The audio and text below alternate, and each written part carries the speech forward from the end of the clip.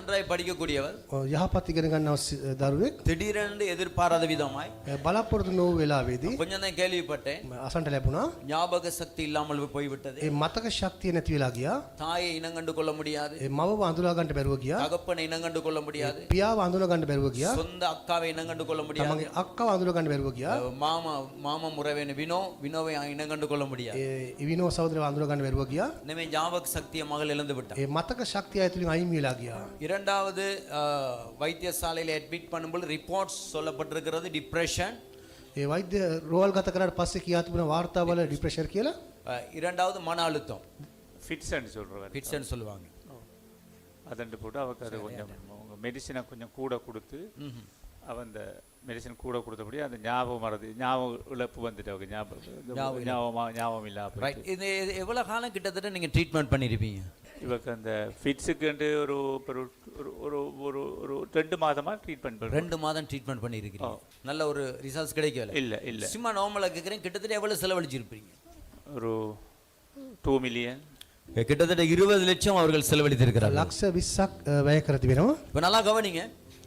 මොකක්ද දෙන්න அப்ப எனவே நான் அந்த ஹாஸ்பிடலுக்கு யோகா கூட்டி போக ஆரம்பித்தார் රෝහලට එක්කගෙන ගියා இந்த மகள் உட்கார்ந்து அப்படியே ஏதோ ஒரு அதிசயம் பார்ப்பது போல் பார்த்து சாப்பிட்டு கொண்டிருக்கிறாள் පුදුමයක් බලන ප්‍රකාර බලාගෙන ඒ දැරිය ආහාර අනුභව කරමින් සිටියා என்னை கனம் பண்ணி முழு குடும்பமாய் உட்கார வைத்தார்கள் මට ගෞරවය දීලා මුළු පවුලක් ලෙස මම වාඩි කර තිබුණා சாப்பிட்டு முடிந்த பிறகு அம்மா சொன்னாங்க வேண்டுதல் செய்யும் என்று சொன்னார்கள் අම්මා කිව්වා කෑලුවට පස්සේ යදුම් තබමු කියලා எனவே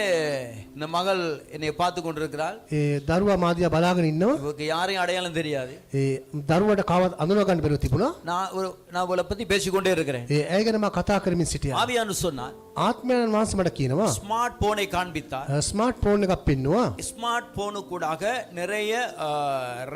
பேய் சம்பந்தமான அசுத்தமாவி சம்பந்தமான சில காட்சிகள் பாப்பாலாண்டு கேட்க ஆரம்பித்தார் ස්මාර්ට් ෆෝන් එක තුලින් අශුද්ධ වූ කාර්යයන් ඒ යකුන් සම්බන්ධ කාර්යයන් බලනවාද කියලා අහන්න කියලා කිව්වා இந்த வார்த்தை சொன்ன உடனே அப்படியே பெட்ல வீசப்பட்டு விழுந்து விட்டார் ඒ වචනේ කිව් ගමම බෙඩ් එකේ විසිලා වැටුණා நான் ஜெபிக்கவே இல்லை ඔය ආඥා කළේම නෑ அப்படியே சில வினாடிகள் அவரோடு பேசி கொண்டிருந்தேன் සුළු මොහොතක සම කතා කරමින් සිටියා நான் சொன்னேன் பயப்படாதீங்க இன்னைக்கு இரவுக்கு நீங்க ரீசார்ஜ் பண்ணி போய் விடுவீர்கள் මම කිව්වා රිචාර්ජ් කරලා බයයි ඔබ බය වෙන්න එපා කියලා கரங்களை வைத்து இயேசு நான் ஜெபிக்க ஆரம்பித்தேன் අත තබලා යේසුස් වහන්සේගේ නාමයෙන් යාඥා කළා 30 செகண்ட் போகவில்லை තප්පර 30ක් ගියේ නෑ அப்படியே கண்கள் திறந்து விட்டது ඇස් විවර වෙන්න ගත්තා நான் சொன்னேன் மகளே எழுந்து என்று சொல்லி මම කිව්වා දුව නැගිටලා සිටින්න அவள் எழுந்திருக்க ஆரம்பித்தாள் නැගිටලා සිටියා எழுந்த உடனே கேட்டால் නැගිටක මම ඇව්වා ஏன் குடும்பமே அழுகிறீர்கள் ඇයි මුළු පවුලක් ආකර ඔබ ஏன் இந்த අඬන්නේ இடத்துல நான் இருக்கிறேன் ඇයි මේ මිස්තර මම සිටින්නේ உடனே குடும்பம் பயங்கரமா அழ ஆரம்பித்து මුළු விட்டார்கள். පවුලම අඬන්න ගත්තා இந்த தகப்பன் கேட்டார் අපියා ඇව්වා